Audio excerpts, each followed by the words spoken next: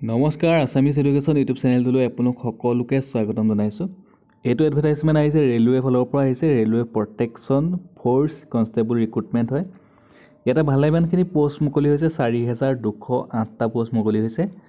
4208টা post আছে আৰু এইকেইটা পোষ্টৰ বাবে আপোনালোকে অনলাইন যোগে আবেদন কৰিব লাগিব। 14 মে'লৈকে আছে, 14 মে' 2024 লৈকে আছে। আপোনালোকে সোনকালে আবেদন কৰি ল'ব, ঠিক আছে। ইয়াতে যদি চাই তেতিয়াহ'লে পোষ্টটোৰ নাম হৈছে কনষ্টেবল এক্সিকিউটিভ। ইয়াতে নাম্বাৰ অফ পোষ্ট আছে 4208টা আছে।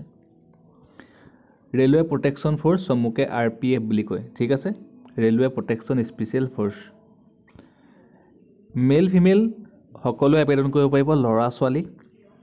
মেল যদি চাই মেলৰ কাৰণে আছে 3577টা আৰু ফিমেলৰ কাৰণে আছে ছোৱালীখিনিৰ কাৰণে আছে 631টা পোষ্ট আছে।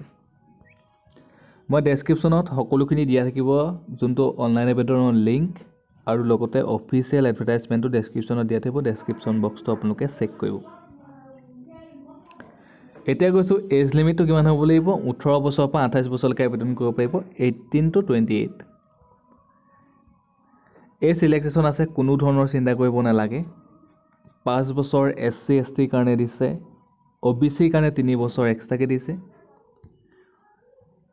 শিক্ষাগত অৰ্হতা লাগিব, candidate must have 10 passed or equivalent from recognise board.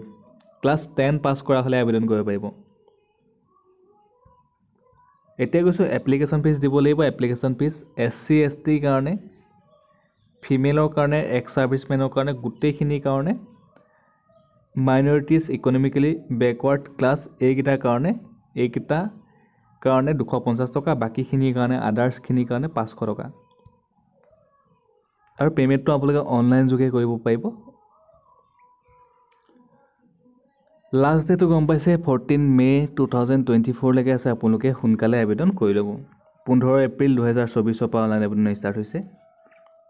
চ' ধন্যবাদ। আজিৰ ভিডিঅ'ত এইখিনি আছিলে। আপোনালোকে যদি আমাৰ চেনেলৰ ভিডিঅ' চাই ভাল পায়, চেনেলটো ছাবস্ক্ৰাইব কৰিব, ভিডিঅ'টো লাইক কৰিব, সকলোকে শ্বেয়াৰ কৰি দিব। ধন্যবাদ।